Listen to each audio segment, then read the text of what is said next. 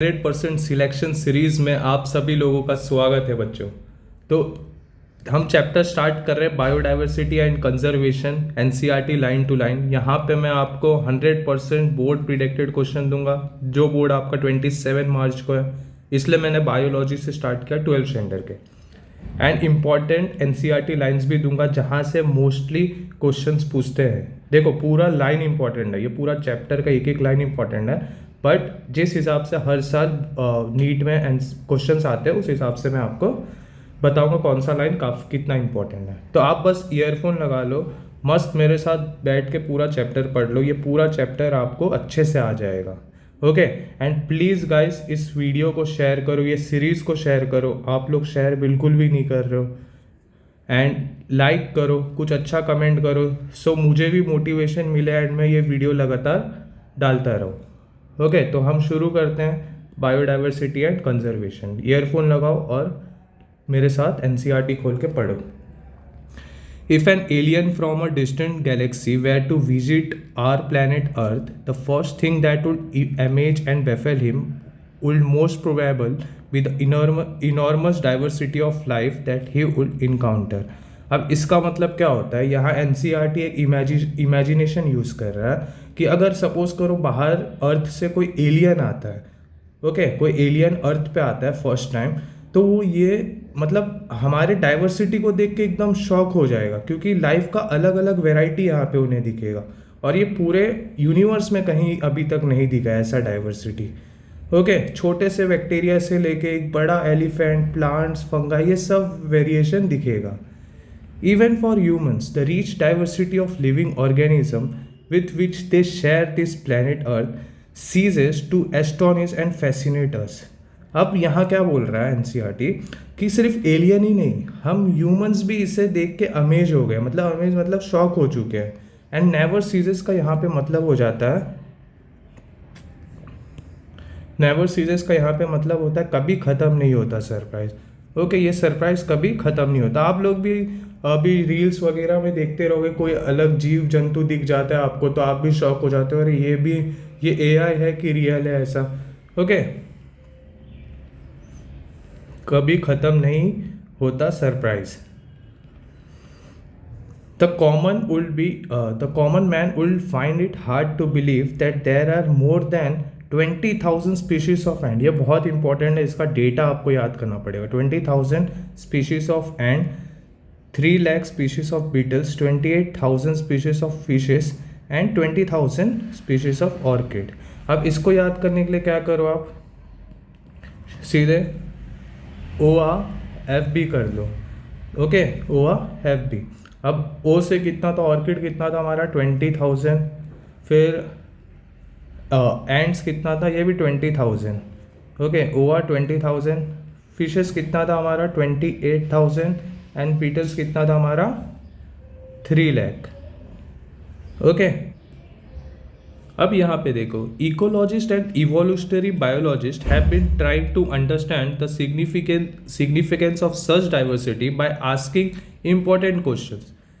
Okay, अब ये ecologist और इवोल्यूशनरी बायोलॉजिस्ट में क्या डिफरेंस होता है ये मैं बता देता हूँ। इकोलॉजिस्ट मतलब जो इन्वायरमेंट को स्टडी करते हैं, एंड इवोल्यूशनरी बायोलॉजिस्ट मतलब जो स्पीशीज़ का इवोल्यूशन स्टडी करते हैं। ये स्पीशीज़ पहले कैसा था, अभी कैसा हुआ, आगे कैसा हो सकता है।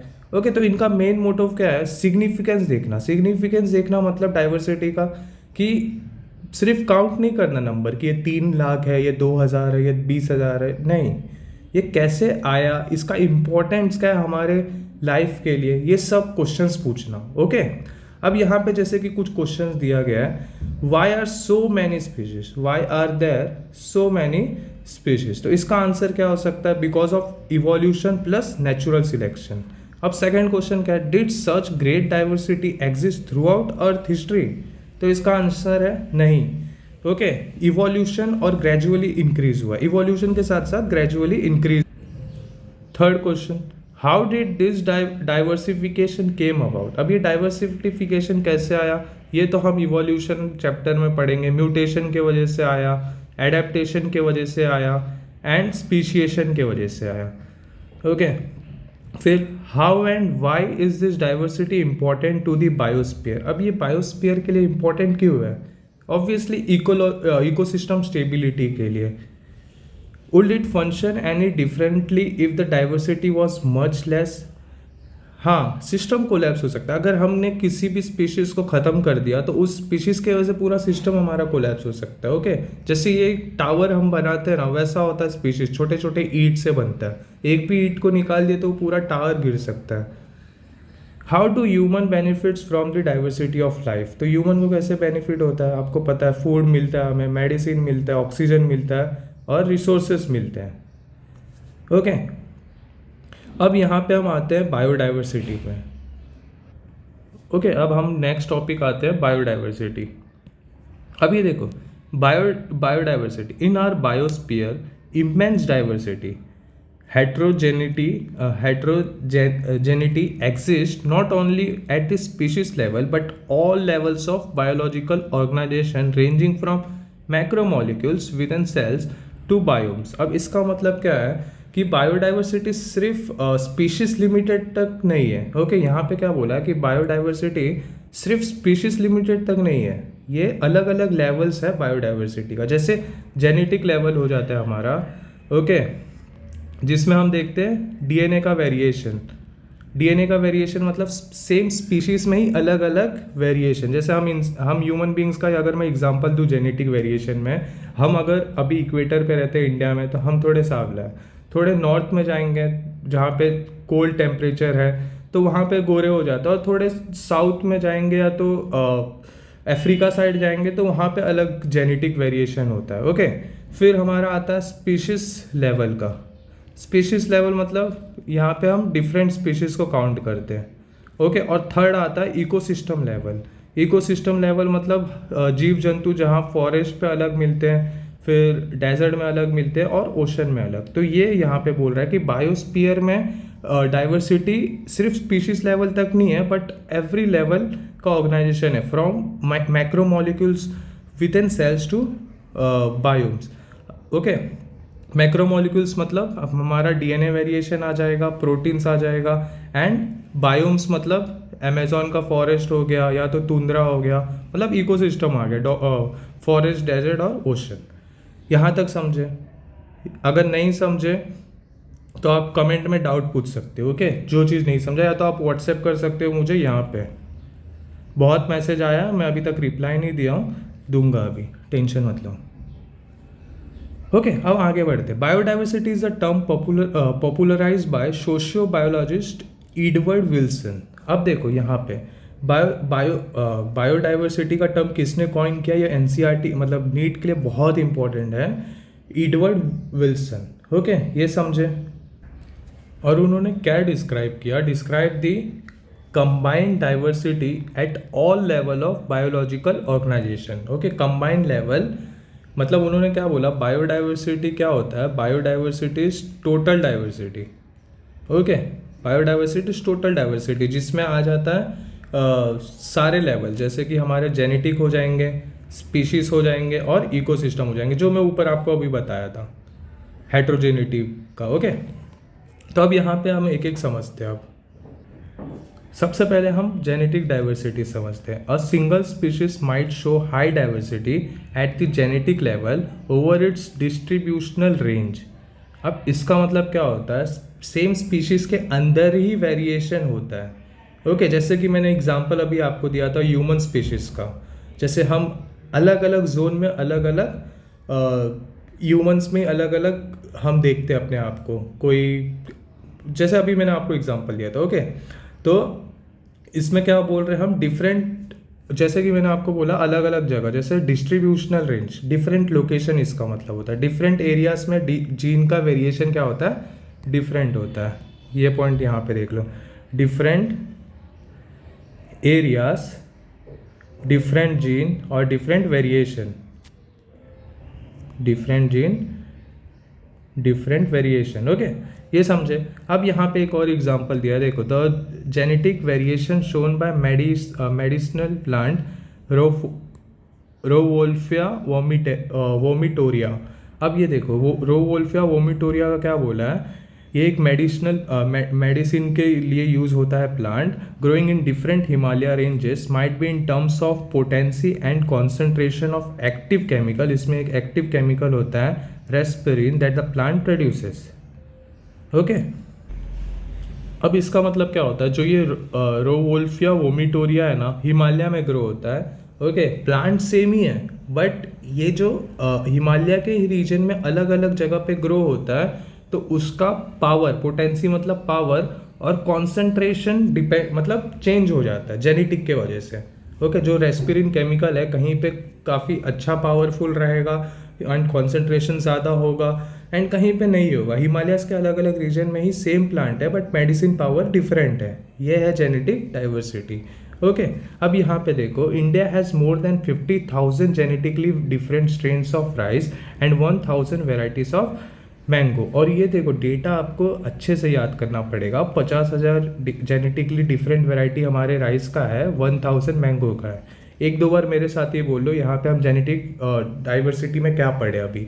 जेनेटिक डाइवर्सिटी में सबसे पहले हमने पढ़ा एक सिंगल स्पीशीज का ही अलग अलग डाइवर्सिटी शो होता है जेनेटिक लेवल पे over it's distribution range, location के हिसाब से। फिर सेकंड हमने क्या पढ़ा, रोवुल्फिया वोमिटोरिया जो एक मेडिसिनल प्लांट है, वो हिमालय के अलग अलग रेंजेस में ग्रो होता है, बट उसका पोटेंसी और कॉन्सेंट्रेशन डिफरेंट होता है, और वो केमिकल कौन सा होता है, रेस्पिरिन। ओके, अब थर्ड पॉइंट क्या पढ़े हमने, 50,000 जेनेटिकली स्ट्रेन्स राइस का है एंड 1,000 वेराइटीज ऑफ मैंगो है। ये समझे आप। अब सेकंड आते हैं हम स्पीशीज डाइवर्सिटी। स्पीशीज डाइवर्सिटी में आपको एक ही चीज़ याद कर लेना है कि डाइवर्सिटी होता है स्पीशीज लेवल पे। ओके, जैसे कि यहाँ पे एग्जांपल दिया है, वेस्टर्न घाट्स, ये आपको एग्जाम में आ सकता है तो याद कर लो। Western Ghats is greater than Eastern Ghats, किस टर्म में, एम्फीबिया प्रोडक्शन में। Okay, Western Ghats have higher amphibian diversity than Eastern Ghats. अब ये क्यों हो सकता है, क्योंकि रेनफॉल वेस्टर्न घाट्स में ज़्यादा बारिश होता होगा या इन्वायरमेंट काफ़ी अच्छा होगा, जिसके हिसाब से एम्फीबियन वहाँ ग्रो होते हैं। थर्ड आता है हमारा ecological diversity. Ecological at the ecosystem level, India, for instance, with its desert, rainforest, mangroves, coral reefs, wetlands, estuaries, and alpine meadows, have greater ecosystem diversity than a Scandinavian country like Norway. अब देखो, हमें पता है कि India कहाँ पे है, equator पे। इक्वेटर पे होने के वजह से इंडिया में सब कुछ है, इसलिए इंडिया को सोने की चिड़िया बोलते थे हम पहले। डेजर्ट है, रेन फॉरेस्ट है, मैंग्रोव्स है, हर चीज़ है। तो यहाँ पे हर चीज़ होने के वजह से इकोसिस्टम काफ़ी अच्छा है एंड फेवर करता है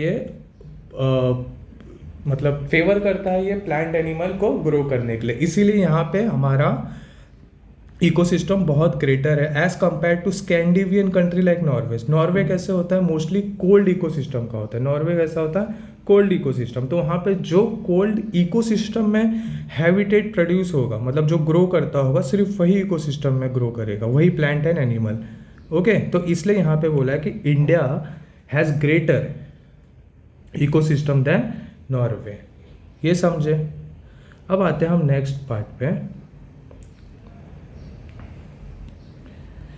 It has taken millions of years of evolution to accumulate this rich diversity in nature, but we could lose all that wealth in less than 2 centuries, 200 साल, if the present rate of species losses continue. Okay, यहाँ पे क्या बोला है कि biodiversity बनने में millions of years लगे, 10 लाख साल के ऊपर लगे बायोडाइवर्सिटी बनने में, बट उसको डिस्ट्रॉय होने में सिर्फ और सिर्फ 200 साल लग जाएगा। ओके, रीज़न क्या है, डिफॉरेस्टेशन, पॉल्यूशन, क्लाइमेट चेंज। तो इसमें जो लॉस है स्पीड का, वो बहुत ज़्यादा फास्ट होता है as compare to formation speed. Okay, biodiversity and its conservation are now vital environmental issue of international concern as more and more people around the world begin to realize the critical importance of biodiversity for our survival and well-being on this planet.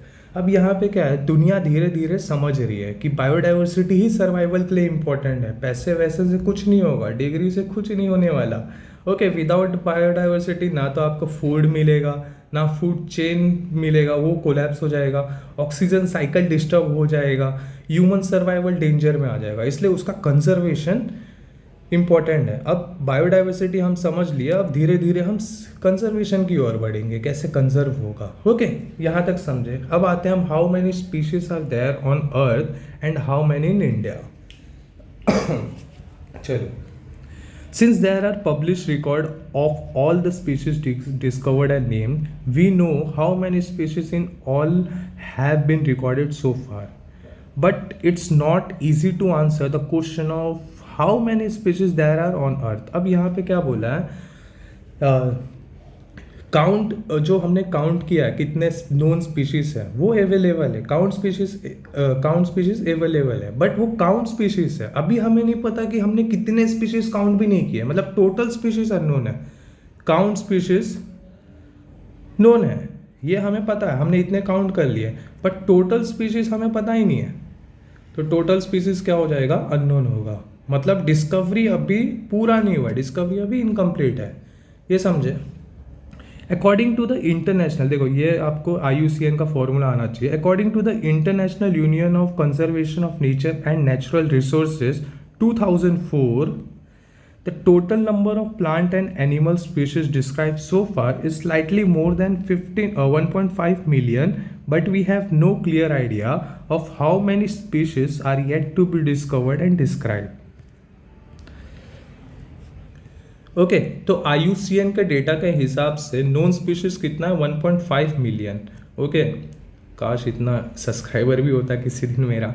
और unknown species अभी तक, unknown species, चलो पढ़ाई करो, unknown species आप लोग subscribe करते नहीं हो, शेयर नहीं करते हो, कैसे होगा इतना। अननोन स्पीशीज नॉट नोन है अभी तक, समझिए। यहाँ तक कुछ डाउट है, डाउट रहा तो आप कमेंट कर दो या मुझसे पूछ लो। चलो आगे बढ़ते हैं हम। Estimates very widely and many of them are not only educated guesses। अभी यहाँ पे क्या बोल रहा है, साइंटिस्ट गैस करते हैं based on data. Okay, exact number uncertain हो सकता है, ऊपर नीचे हो सकता है, ये साइंटिस्ट लोग गैस करते हैं डेटा के हिसाब से। For many taxonomic groups species inventories are more complete in temperate region than in tropical countries. अब यहाँ पे देखो, ट्रॉपिकल और टेम्परेट की बात कर रहे हैं कंट्रीज। अब ये दोनों क्या होता है वो हम समझते हैं। टेम्परेट कंट्री मतलब यूरोप हो गया। ओके, तो वहाँ पे हम बेटर स्टडी कर सकते हैं क्योंकि वहाँ पे स्पीशीज कम होता है। जैसे कि अभी मैंने आपको बोला था, नॉर्वे कोल्ड जोन होता है वो, तो वहाँ पे स्पीशीज कम होता है। बट जैसे हम ट्रॉपिकल की बात करें, इंडिया हो गया, अमेजोन हो गया, वहाँ पे हम कम स्टडी कर पाते हैं क्योंकि यहाँ पे नंबर ऑफ स्पीशीज बहुत ज़्यादा होता है। ओके, तो ट्रॉपिकल में अनडिस्कवर्ड स्पीशीज ज़्यादा होता है, ये समझे।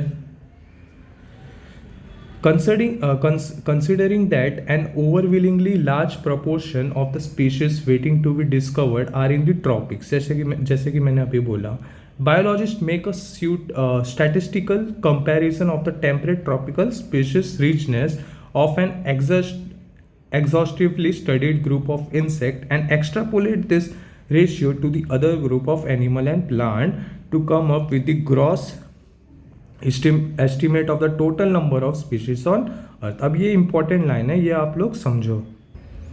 देखो यहाँ साइंटिस्ट क्या करते हैं, सपोज करो एक ग्रुप उन्होंने स्टडी किया, एक ग्रुप को स्टडी करते हैं। अब ये एक ग्रुप यहाँ पे क्या होगा, इंसेक्ट ले लेते हैं, यहाँ पे NCERT ने इंसेक्ट बोला, इनको स्टडी करते हैं। फिर इस इंसेक्ट को टेम्परेट में कितने हैं वो देखते हैं और ट्रॉपिक्स में कितने हैं वो देखते हैं और इसका रेशियो निकालते हैं। ओके, इसका रेशियो निकालते हैं और यही सेम मेथड, मतलब जितना ये रेशियो आया होगा वो दूसरे ऑर्गेनिज्म पे अप्लाई कर देते हैं, ये दूसरे ऑर्गेनिज्म पे अप्लाई कर देते हैं और इस मेथड को हम बोलते हैं एक्स्ट्रापोलेशन। क्या बोलते हैं इसको, एक्स्ट्रापोलेशन, ये समझे। यहाँ तक कुछ डाउट है? एक्स्ट्रापोलेट, देखो यहाँ पे दिया है ना word, extrapolate this ratio two the other group, तो इसको हम बोलते हैं एक्स्ट्रापोलेशन। यहाँ तक कुछ डाउट है आपको बच्चों? ठीक है, आगे बढ़ते हैं अब। Some extremes estimate range from 20 to 50 million, but a more conservative and scientifically sound estimate made by Robert May, ये बहुत इंपॉर्टेंट है, NCERT का line, places the global species diversity is about 7 million। देखो यहाँ पे एक्सट्रीमेट क्या बोलते हैं, मतलब कुछ साइंटिस्ट लोग क्या बोलते हैं कि टोटल 20 से 50 मिलियन होगा, बट जो हमारे रोबोट में है वो क्या बोलते हैं 7 मिलियन होगा। ओके, साइंटिफिक, ये समझे? यहाँ तो कुछ डाउट है? चलो आगे बढ़ते हैं। Let us look at some interesting aspect about Earth biodiversity based on the currently available species inventory। अब हम क्या करते हैं ये species inventory मतलब क्या हो जाता है, यहाँ पे जितनी species अब तक डिस्कवर्ड हुए हैं उनका रिकॉर्ड देखते हैं। ओके, मतलब अब हम रियल डेटा के बेसिस पे बायोडाइवर्सिटी को समझने वाले हैं। More then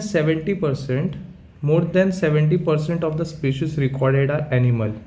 Okay, while plants including algae, fungi, bryophyte, gymnosperm and angiosperm comprises no more than 22% of the total। अब यहाँ पे क्या बोला है देखो, एनिमल कितने हैं, मोर देन 70%। एनिमल कितने हैं, मोर देन 70% है, और जो प्लांट है जिसमें सब कुछ आ जाते हैं वो नॉट मोर देन 22 है, नॉट मोर देन 22 है। मतलब अर्थ पे एनिमल डोमिनेट करते हैं। Okay, among animal, insects are the most species-rich taxonomic group, making up more than 70% of the total। अब यहाँ पे देखो, एनिमल में भी, एनिमल के अंदर भी इंसेक्ट सबसे ज़्यादा स्पीशीज है, मतलब 70% है।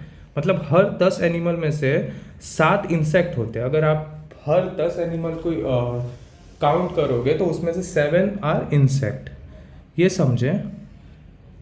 Again, how do we explain this enormous diversification of insect? अब ये क्वेश्चन NCERT हमसे पूछा है कि हम कैसे ये इंसेक्ट इतना ज़्यादा कैसे हो सकता है, ये हम कैसे एक्सप्लेन करें। तो इसका आंसर क्या होगा, कॉन्सेप्चुअली अगर मैं बोलूँ तो इंसेक्ट का स्मॉल साइज होता है, फास्ट रिप्रोडक्शन होता है, एडेप्टिबिलिटी होता है, और इवोल्यूशन का स्पीड उसका हाई होता है। ओके, ये आप लिख सकते हो, ये 4 पॉइंट। क्या बोला मैंने, स्मॉल साइज, फास्ट रिप्रोडक्शन, देखो जो पार्ट आपको आता है वो आप फॉरवर्ड कर सकते हो। ओके बच्चों, एडेप्टिबिलिटी, क्योंकि मैं चाहता हूँ कि आप लोग को पूरा NCERT लाइन है, इसलिए मैं स्लो जा रहा हूँ। मैं चाहूँ तो फास्ट जा सकता हूँ। हाई स्पीड, ओके, ये 4 पॉइंट आपको आना चाहिए। अब नेक्स्ट लाइन पे आते हैं हम। The number of fungi species in the world is more than the combined total of the species of fishes, amphibians, reptiles and mammals। अब यहाँ पे क्या बोला है, जो फंगाई है वो कंबाइंड स्पीशीज से भी ज़्यादा है। कंबाइंड कौन सा स्पीशीज आ जाएगा, 4 स्पीशीज दिया है, fishes, amphibians, reptiles and mammals. Okay, ये समझे? चलो अब डायग्राम थोड़ा समझते हैं। यहाँ पे इनवर्टिब्रेट में आप देखोगे तो इंसेक्ट डोमिनेट कर रहा है, इनवर्टिब्रेट में इंसेक्ट डोमिनेट कर रहा है। ओके, ये समझे? मैक्सिमम डाइवर्सिटी इंसेक्ट का है, उसके बाद IMCO ऐसा याद कर लो, इंसेक्ट डोमिनेंट। फिर उसके बाद मॉलस्क का आ जाता है, क्रूस्टेशियन आ जाता है, अदर एनिमल ग्रुप। फिर यहाँ पे आप देखोगे वर्टिब्रेट में फिशेस डोमिनेट कर रहा है, वर्टिब्रेट में फिशेस डोमिनेट कर रहा है, और सबसे कम कौन है, मैमल्स है। ओके, ये समझे? फिर प्लांट में आप देखोगे, प्लांट में एंजियोस्पर्म डोमिनेट कर रहा है। एंजियोस्पर्म क्या होता है, हमारा फ्लावरिंग प्लांट, ये सबसे ज़्यादा डोमिनेट कर रहा है। अब ये देखते हैं, it should be noted that this estimate do not give any figures for prokaryote. अब यहाँ पे क्या बोला है, ये जो एस्टिमेट हमने डेटा रखा है वो प्रोकैरियोट के लिए नहीं है। ओके, इनकम्प्लीट डेटा है, क्योंकि प्रोकैरियोट, बैक्टीरिया, प्रोकैरियोट में क्या आता है, बैक्टीरिया इंक्लूडेड ही नहीं है। Biologist are not sure about how many prokaryote species there might be. Okay, exact number unknown है अभी तक। ओके, क्योंकि ये प्रोकैरियोट को डिटेक्ट करना मुश्किल है, वो अपने आँख से भी नहीं दिखता है। The problem is that conventional taxonomical methods are not suitable for identifying microbial species, and many species are simply not culturable under laboratory condition। अब यहाँ पे प्रॉब्लम क्या है वो बता रहे हैं। प्रॉब्लम क्या है, ओल्ड क्लासिफिकेशन मेथड यहाँ पे माइक्रोब्स के लिए वर्क नहीं कर सकता, एंड लैब में ग्रो हो, मतलब कुछ स्पीशीज लैब में ग्रो भी नहीं होते। ओके, तो उसे हम डिटेक्ट नहीं कर पाते हैं, इसलिए most of the species unknown ही रह जाते हैं। If we accept biochemical or molecular criteria for delineating species for this group, then their diversity alone might run into millions. Okay अगर हम मॉडर्न मेथड डीएनए यूज़ करें, DNA method से use करें तो प्रोकैरियोट्स का डाइवर्सिटी अलोन मिलियंस पार हो जाएगा. समझे ये? चलो अब आगे बढ़ते हैं. ओके अब नेक्स्ट पैरा पे आते हैं. Although India has only 2.4% of the world land area. India के पास पूरे वर्ल्ड का 2.4% लैंड एरिया है. Its shares of the global species diversity is impressive 8.1%. India के पास कितना लैंड एरिया है? 2.4%. एंड स्पीशीज डाइवर्सिटी कितना है? 8.1%. ओके ये समझे, मतलब इंडिया छोटा है बट डाइवर्सिटी ज़्यादा है इंडिया का एज़ कम्पेयर टू वर्ल्ड. तो वापस से इंडिया का लैंड एरिया कितना है वर्ल्ड का? 2.4% एंड स्पीशीज डाइवर्सिटी कितना है? 8.1%. This is what makes our country one of the 12 mega diversity countries of the world. और इसी के वजह से हम मेगा डाइवर्सिटी कंट्रीज में आते हैं और टॉप 12 कंट्रीज में आते हैं जिसका डाइवर्सिटी बहुत ज़्यादा है. Nearly 45,000 species of plants and twice as of animals have been recorded from India. अब इंडिया में 45,000 प्लांट्स हैं एंड 90,000 स्पीशीज एनिमल का है, twice of that of the plant. Okay how many living species are actually there waiting to be discovered and name. अब question यहाँ पे है कि कितने species are actually waiting to be discovered and name. Okay तो real biodiversity जो हम recorded अभी है, रिकॉर्डेड जो हमारा वैल्यू है 45,000 और 90,000, वो रियल में ज़्यादा ही होगा. Real biodiversity is greater then recorded biodiversity. If we accept May global estimate, only 22% of the total species have been discovered so far. अगर मैं मे के हिसाब से चलूँ, जो रॉबर्ट मे था उसके हिसाब से चलूँ, तो उन्होंने क्या बोला कि अभी तक सिर्फ 22% ही डिस्कवर्ड हुए, मतलब 78% स्पीशीज स्टिल अननोन है.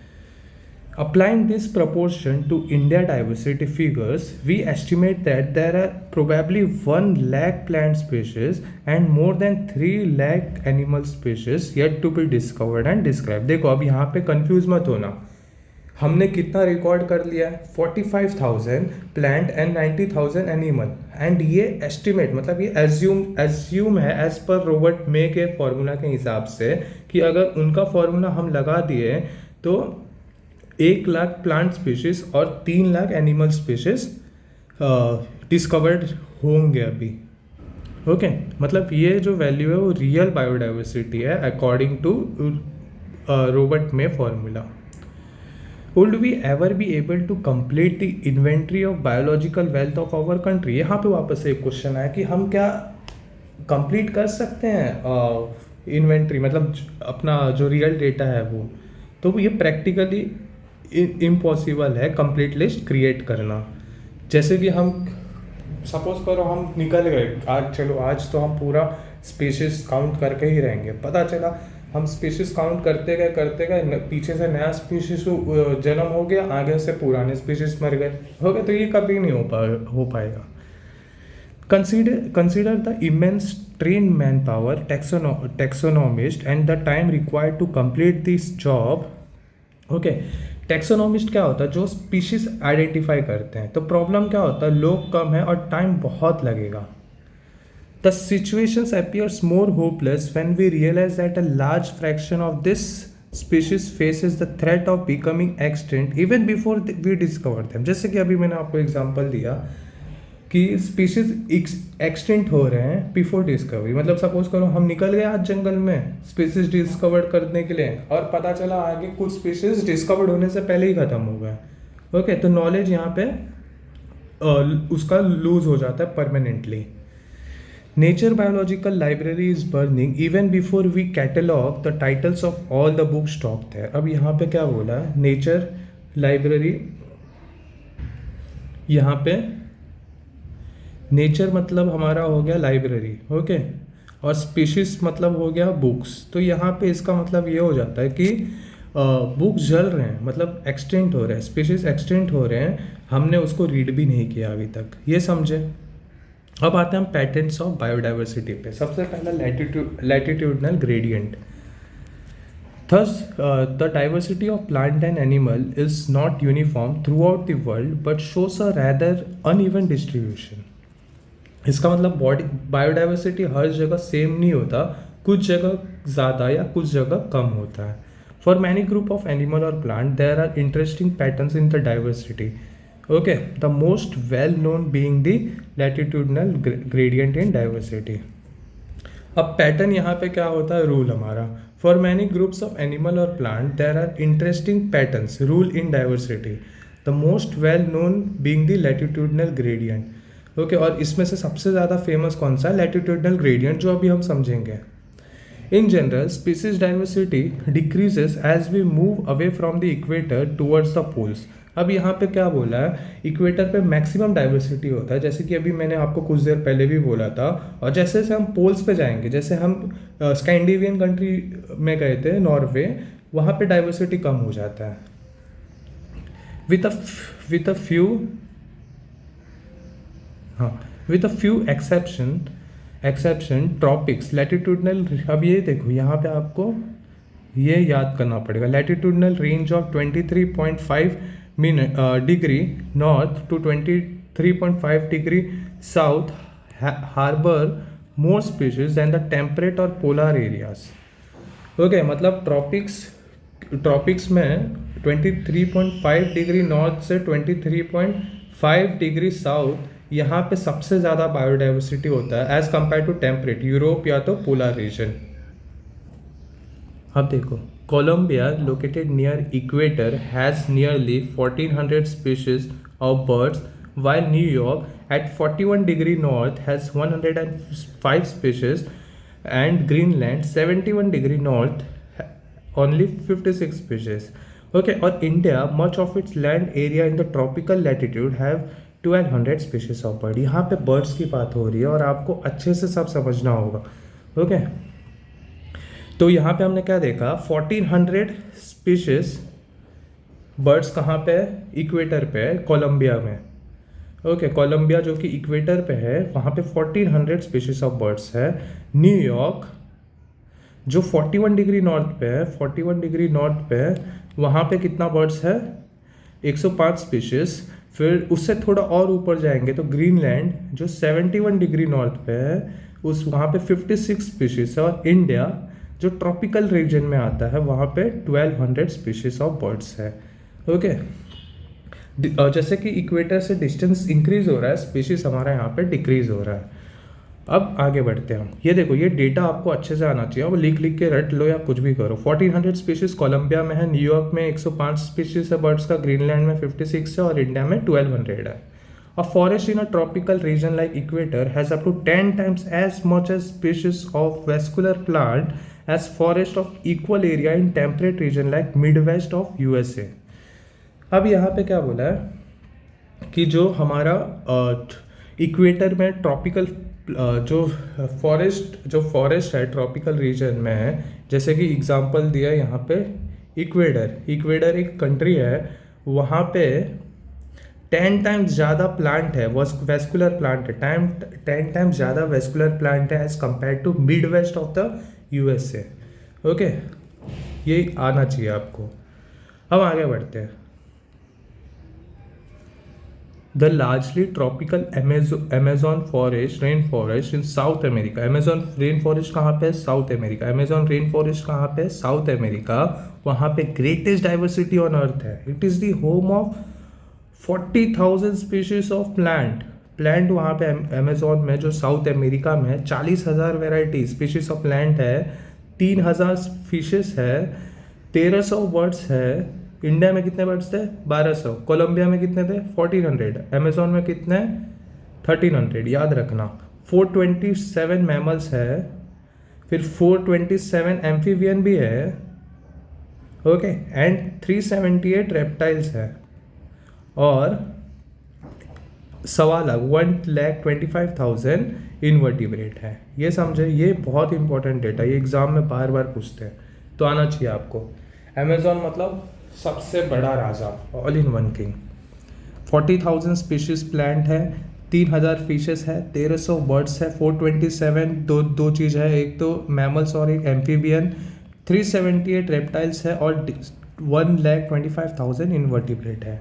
Scientist estimate that in this rainforest there might be at least 2 million insect species waiting to be discovered and named। Scientist के मुताबिक अमेजोन में 2 मिलियन 20 लाख इंसेक्ट अननोन है अभी तक। Okay, what is so special about tropics that might account for the greater biological diversity। अब यहाँ पे question पूछा है कि ट्रॉपिक्स में इतने डाइवर्सिटी क्यों है। तो अब यहाँ देखो, ecologist and evolutionary biologist have proposed various hypothesis. Some important ones are, सबसे पहला स्पीशिएशन। ओके, अब ये स्पीशिएशन क्या होता है? Speciation is generally a function of time. Unlike temperate regions subjected to frequent glaciation in the past, tropical latitude have remained relatively undisturbed for millions of years। अब यहाँ पे क्या बोला, ये स्पीशिएशन का मतलब समझो। यहाँ पे ये बोल रहा है कुछ, ये जो टेम्परेट रीजन है, मतलब हमारा यूरोप साइड का रीजन है, वो पास्ट में ना फ्रीक्वेंट ग्लेशिएशन हुआ था। अब ये ग्लेशिएशन क्या होता है, हमारा ice age distribution disturbance, ice age disturbance होता है। मतलब पास्ट में टेम्परेट रीजन में बार बार आइस एज हुआ था, जिससे हमारा क्या होता है, इवोल्यूशन रुक जाता है एंड जो स्पीशीज थे वो खत्म हो जाता है। बट जो ट्रॉपिकल लैटिट्यूड है ना, वहाँ पे ऐसा कुछ हुआ ही नहीं, मतलब मिलियंस ऑफ ईयर्स तक अनडिस्टर्ब रहा पैटर्न हमारा। तो उसके वजह से क्या हुआ, इवोल्यूशन हुआ, और जितना ज़्यादा इवोल्यूशन हुआ उतने ज़्यादा स्पीशीज बढ़े। ये समझे, evolutionary times for species diversity, ये हमारा ट्रॉपिक्स में हुआ। And third, had a long evolutionary time for species diversification। B, tropical environment unlike temperate ones are less seasonal, relatively more constant and predictable। अब इसका मतलब क्या होता है, ट्रॉपिक में क्लाइमेट स्टेबल होता है, सीजनल चेंज कम होता है। टेम्परेट में एक्सट्रीम सीजन होते हैं। तो इसमें क्या होता है, जो हमारा स्टेबल इन्वायरमेंट होता है ना, वो बेटर सर्वाइवल और इवोल्यूशन वहाँ पे अच्छा होता है स्टेबल इन्वायरमेंट में। समझे ये point. Tropical environment unlike temperate ones are less seasonal. Tropics में क्लाइमेट कम स्टेबल होता है, सीजन कम होता है। Okay, such constant environment promote niche specializations and lead to greater species diversity. अब इसका मतलब क्या होता है, निक मतलब हमारा क्या हो जाता है यहाँ पे, निच मतलब या निक मतलब आप जो भी प्रोनाउंस करो। ओके, ऑर्गेनिज्म का रोल, या तो आप उसको जॉब भी बोल सकते हो, ऑर्गेनिज्म का रोल। तो स्टेबल इन्वायरमेंट में ऑर्गेनिज्म का स्पेसिफिक रोल डेवलप करते हैं। ओके, तो कंपटीशन हमारा क्या होता है, कम हो जाता है उसके वजह से। स्टेबल जो इन्वायरमेंट होता है उसमें ऑर्गेनिज्म का क्या होता है, स्पेसिफिक रोल हो जाता है। एंड हर ऑर्गेनिज्म का स्पेसिफिक रोल अगर हो जाता है तो वहाँ पे कंपटीशन हमारा कम हो जाता है। ओके, इसका मतलब क्या होता है, मोर स्पीसीज को एक्सिस्ट कर पाते हैं एक साथ। समझे ये पॉइंट।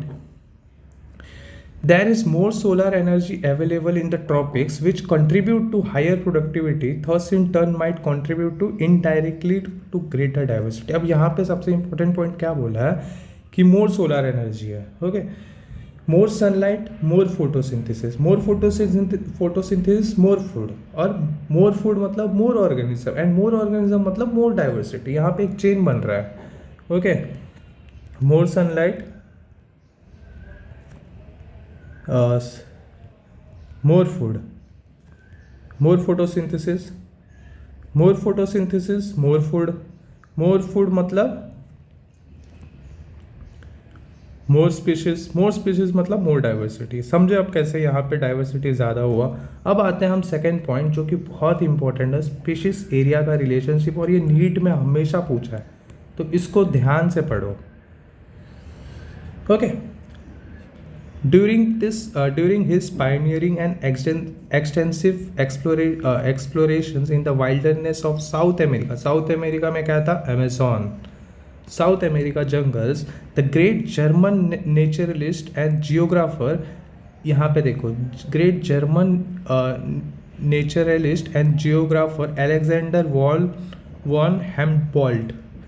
ओके, यहाँ पे ये नाम इंपॉर्टेंट है, Alexander von Humboldt observe that within a region species richness increased with increasing explored area but only up to a limit। ये समझे। देखो, सबसे पहले तो ये नाम आपको यहाँ पे याद करना पड़ेगा, ये नाम बहुत बार नीट में पूछा है। Alexander von Humboldt species area relationship दिए थे। कैसे दिए थे? साउथ अमेरिका के जंगल में वो घूमे थे, वो एक जर्मन नेचुरलिस्ट और जियोग्राफर थे। तो वो क्या देखे कि जितना ज़्यादा एरिया उतना ज़्यादा species, more the area is more the species but only up to a limit। okay but only up to a limit, मतलब छोटे फॉरेस्ट में कम स्पीशीज होगा, लार्ज फॉरेस्ट में ज़्यादा स्पीशीज होगा, बट एक लिमिट तक। उसके बाद जैसे कि ये ग्राफ दिखा है वो स्ट्रिप हो जाता है।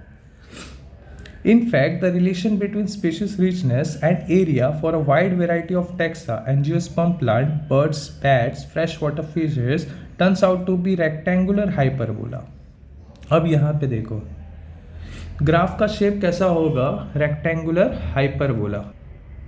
अब ये रेक्टेंगुलर हाइपरबोला क्या होता है? इनिशियली फास्ट इंक्रीज होता है। ओके, देखो ये इनिशियल में फास्ट इंक्रीज होता है और उसके बाद ये स्लो हो जाता है एंड कांस्टेंट की तरह लग जाता है। ओके, ये समझे। On a logarithm scale, the relationship is straight line described by equation log s is equals to log c plus z log a। Okay, यहाँ ये इंपॉर्टेंट फॉर्मूला है। अब देखो यहाँ पे s क्या होता है हमारा? Species richness.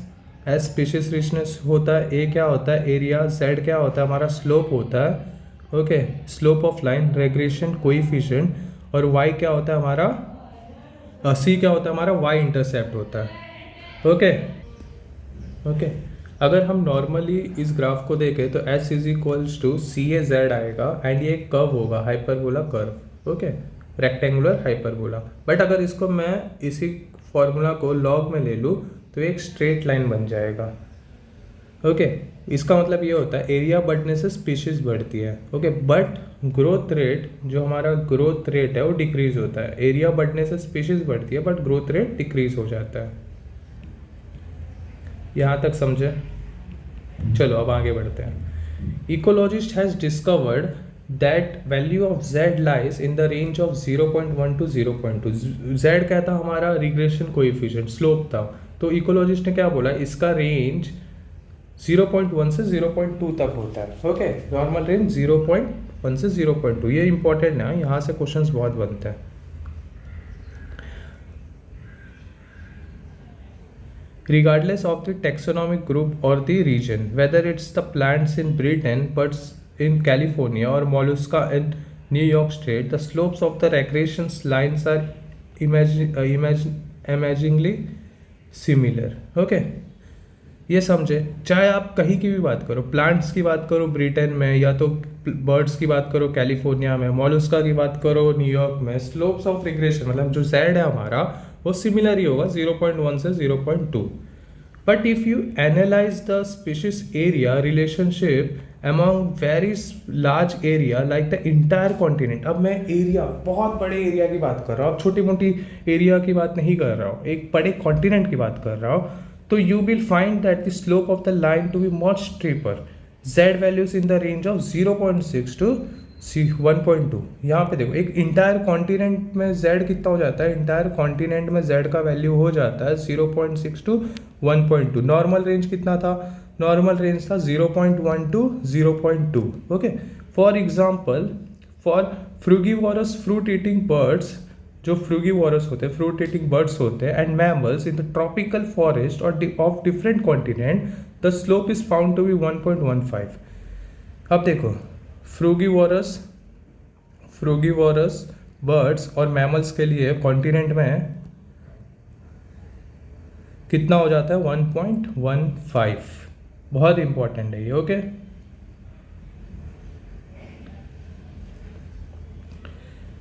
What do steeper slopes mean in this context? इसका मतलब क्या होता है? स्टीपर स्लोप मतलब क्या होता है? एरिया बढ़ने पे स्पीसीज फास्ट इंक्रीज होता है।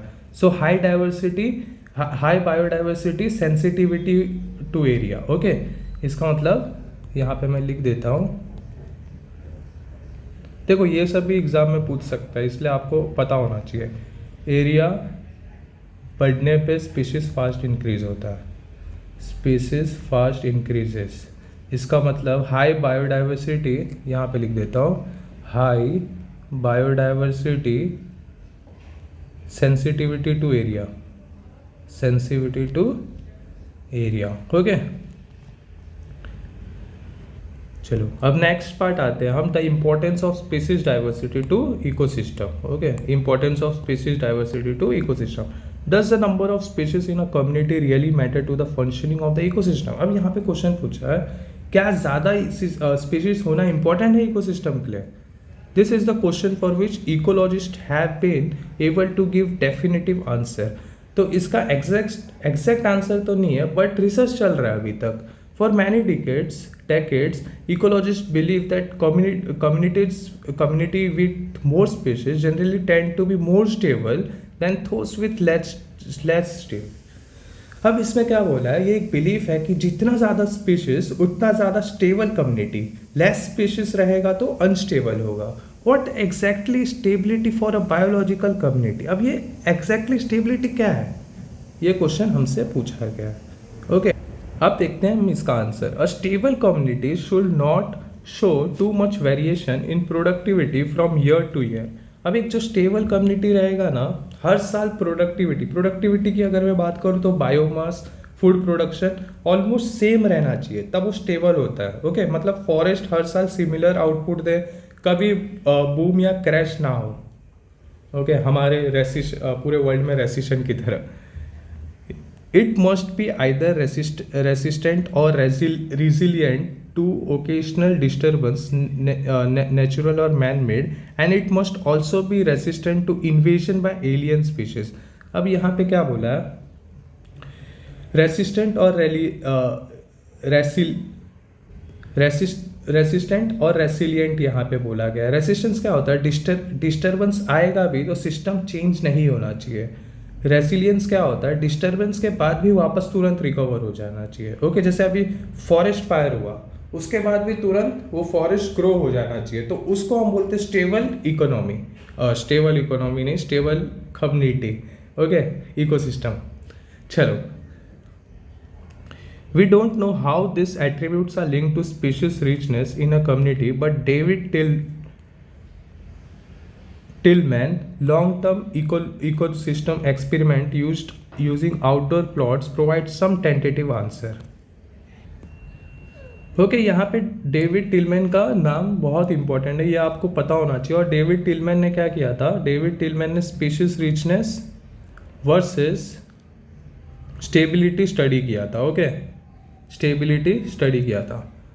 linked to species richness in a community, but David Tillman long-term ecosystem experiment using outdoor plots provide some tentative answer. मतलब ये जो स्टेबिलिटी और स्पीशीज रिचनेस का आंसर है वो टिलमैन ने अच्छे से दिया है, देखते हैं अब। Tilman found that plots with more species show less year to year variation in total biomass. इसका मतलब क्या हुआ, ज़्यादा स्पीशीज मतलब स्टेबल बायोमास, बायोडाइवर्सिटी इंक्रीज होगा तो स्टेबिलिटी क्या होगा, इंक्रीज होगा। He also showed that in his experiment, increased diversity contributed to higher productivity. इसका मतलब क्या होता है, जितना ज़्यादा स्पीसीज होगा उतना ज़्यादा प्रोडक्टिविटी होगा, मतलब बायोडाइवर्सिटी क्या होगा, बेनिफिशियल होगा। ओके, ये टिलमैन बोल रहे हैं, मैं नहीं बोल रहा हूँ। Although we may not understand completely how species richness contributes to well-being of an ecosystem, we know enough to realize that rich biodiversity is not only essential for ecosystem health, but imperative for the very survival of the human race on this planet.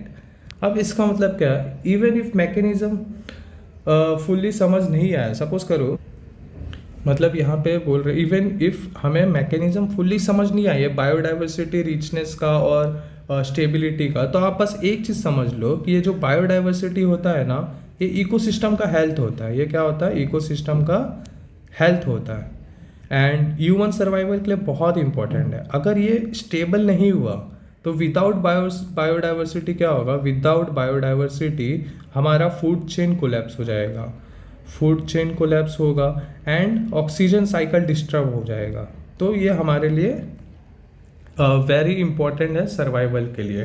Okay, biodiversity यहाँ पे at a time when we are losing species at an alarming pace, one might ask does it really matter to us if a few species become extinct. Okay, current situation क्या है, हम rapid extension पे जा रहे हैं। अभी भी deforestation आप सुन लेते हो, मैं किधर पेड़ कट रहा है, किधर क्या बोलते हैं मेट्रो बनने के लिए पूरा पेड़ काट दे रहे हैं, कहीं पे फॉरेस्ट बंद कर रहे हैं। ओके, तो इसके वजह से क्या हो रहा है, हमारा जो स्पीशीज है वो एक्सटिंक्ट हो रहा है बहुत रैपिडली। तो यहाँ पे बोला है कि one might ask does it really matter to us if a few species extinct. तो यहाँ पे एक कॉमन डाउट है सभी लोगों के लिए कि एक दो स्पीशीज अगर एक्सटिंक्ट ही हो गया तो क्या ही फर्क पड़ेगा। अब यहाँ पे देखो एनसीईआरटी हमें क्या बोलता है, would western Ghats recover ecosystem be less functional if one of the tree frog species is lost for ever. मतलब बोल रहे कि अगर वेस्टर्न घाट से एक दो ये हमारे ट्री फ्रॉग स्पीशीज खत्म ही हो गए, क्या ही फर्क पड़ेगा। ओके, एक फ्रॉग एक्सटिंक्ट क्या इम्पैक्ट पड़ेगा। तो इसका आंसर यही है कि हाँ भाई, इकोसिस्टम में डिस्टर्बेंस आएगा उसके वजह से। Okay, how is our quality of life affected if say instead of 20,000 we were having only 15,000 species of ants on earth। Okay, तो यहाँ पे मतलब एंट क्या छोटा सा चींटी है, तो हम बोलेंगे क्या ही फर्क पड़ेगा 20,000 एंट हो या 15,000 हो। तो आपको पता होना चाहिए कि एक छोटे से एंट से भी हमें फर्क पड़ेगा। वो एक एंट सॉइल टर्नओवर करवाता है। ओके, एंट का काम क्या होता है, सॉइल बनाना, इकोसिस्टम बैलेंस उससे होता है। अगर वो खत्म हो जाएगा तो इनडायरेक्टली इम्पैक्ट हमें आएगा। There are no direct answer to such naive questions, but we can develop a proper perspective through an analogy, the Rivet-Popper hypothesis। अब यहाँ पे देखो, यहाँ पे एक साइंटिस्ट है, स्टैनफोर्ड इकोलॉजिस्ट पाउल एनरिच। देखो सारे साइंटिस्ट का नाम आपको अच्छे से आना चाहिए। इकोलॉजिस्ट है ये पाउल एनरिच।